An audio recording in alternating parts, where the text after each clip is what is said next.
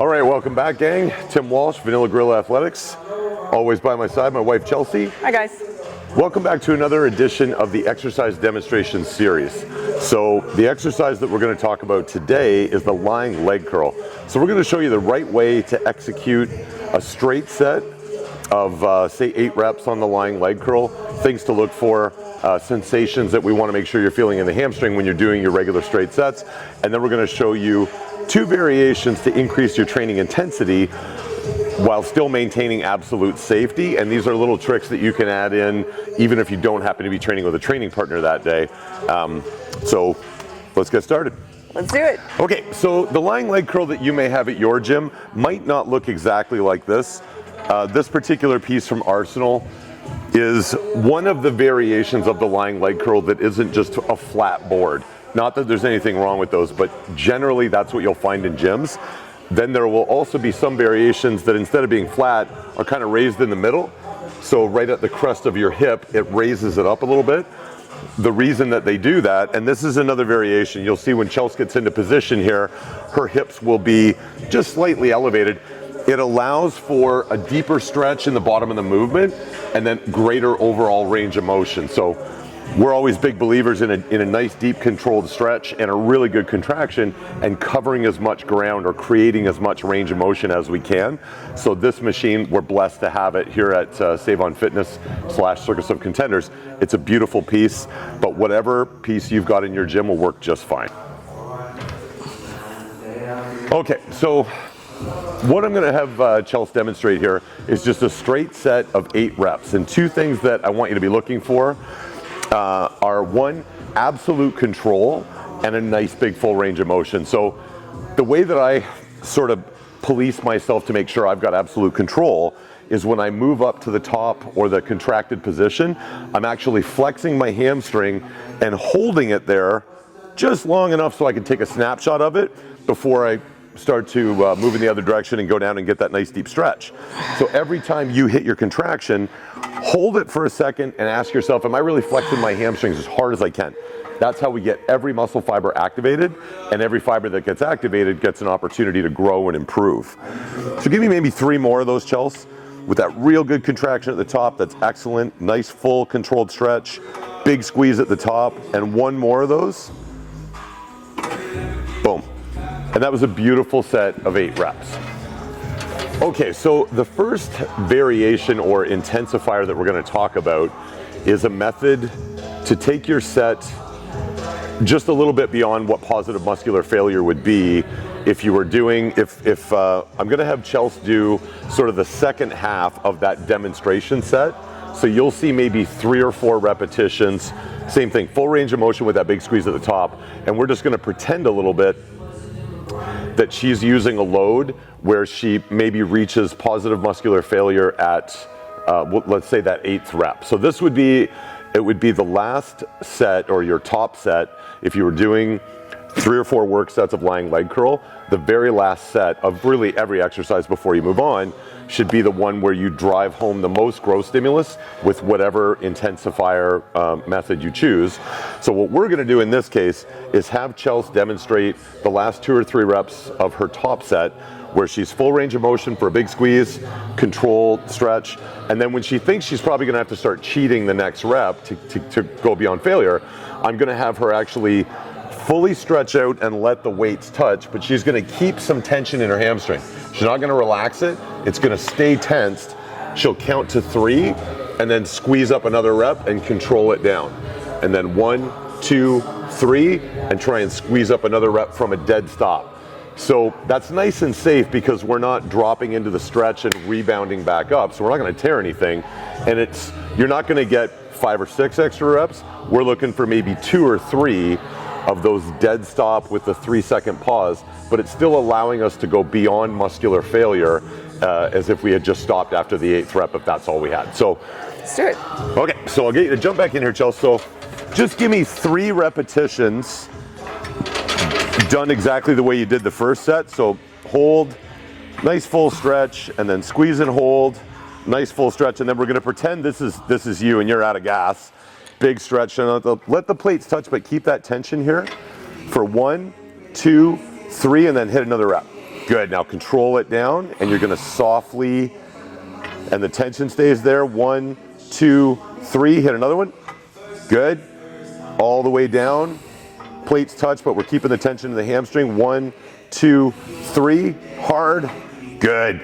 And then we're gonna shoot for one more. So all the way down, and then hit it up and hold it, hard, hard, and now fight it down as slow as you can and really stretch out that time under tension. And then you're completely out of gas. There's not a lot of weight on there, but that's hard just because of the controlled eccentric. That was amazing, yeah. So what we've demonstrated there is a way to go beyond positive muscular failure. Again, in that straight set environment where, let's say we've got a load where 8 reps with no breaks is all we've got. So we could either just get up and walk away because we have stimulated some growth, and that's not a bad thing. But if you're at a phase of your training where you want to start to go a little bit beyond that straight to failure, a way to get a little bit more muscle fiber activation, this is a good first step. So you go to positive muscular failure without any paused reps, and then you just control down, give yourself a 3-second pause, hit another rep. You'll probably get somewhere between 2, or on a really great day you might get 4 or 5.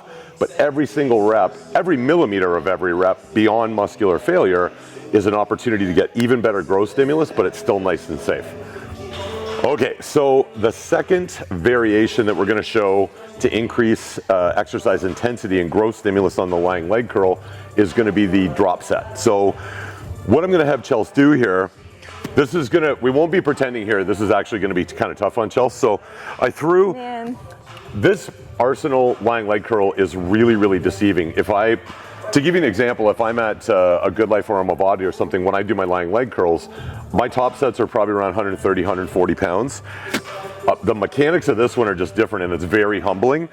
70 pounds on this feels like 120 at any other gym I've ever been in. So what we're gonna do here, the general rule of thumb for load reduction when you're doing a drop set is usually about 15 to 20%. So if you were doing, if on this machine, if I was way stronger than I actually am, if I worked up to failure and I failed maybe 8 to 10, 11 reps and I couldn't get another rep at 100 pounds, I would drop it to about 80. It's about a 15 to 20% load reduction, 85 pounds to 80 pounds, and then I would get right back in there and start cranking out reps again. If the load reduction is too great, if I got 9 reps at 100 and I dropped it down to 40, I would be able to get so many reps that I wouldn't be on the edge of fatiguing my fast twitch muscle fibers anymore. I basically would have fatigued my fast twitch muscle fibers and then gone so low that now I'm working on my slow twitch muscle fibers, and that's just not the way that it's done. So you wanna keep the growth stimulus on those fast twitch muscle fibers if we're looking for the best hypertrophy. So we wanna pick a load that we reach muscular failure in the 8 to maybe 12-ish reps, and then a load reduction that allows us to get maybe another 6 to 8 reps. So keep those numbers in mind and conduct yourself accordingly. So in this case, I'm gonna have Chelsea give me 6 good repetitions with that good controlled squeeze at the top. Good, and then right up into the next one. So it's smooth, steady pace here with absolute control. We don't drop it in the bottom and fire it back up. That's how you get hurt. And that flex at the top, so there's a moment where every fiber's fully contracted. And okay, so now Chelsea's out of gas. We're gonna do about a 20% load reduction. Chelsea right back at it. Good squeeze and great control. And now what's gonna happen is when you're really starting to approach muscular failure the second time, that tank runs out quick. So what you can do, give me one more full, and then we'll pretend that she knows she's not gonna get another one. Sorry, give me one more and hold it at the top for a second. Now fight this one down as slow as you can. When you know that this is all you've got, like once you put it down, you're absolutely done, try and control that last eccentric and just get every extra second of time under tension that you can. So all of the muscle fibers that were involved at the beginning have got an opportunity to get stimulated, hopefully to the point pretty much of full muscular exhaustion. that's the environment that makes the body say, holy cow, we really weren't ready for that. We need to get stronger, and we need to get stronger right away in case we're ever exposed to that stimulus again. And then ideally, by the time your leg day comes around again, your hamstrings are just a little bit bigger, a little bit stronger, and they're ready for a little more work. If ever, and this is an overarching comment that you'll hear me make many times, no matter what exercise you're doing, if you don't ask the body to do something if you ask the body to do something it's already fully prepared to do, then there's no need to improve. If Chelsea says to me, Tim, I need you to be able to jump this high, and I go, perfect, I can already do it, so there's no need for me to improve. But if she says I need you to be able to jump this high, that would never happen in my life, but at least it would be something I would definitely have to improve to.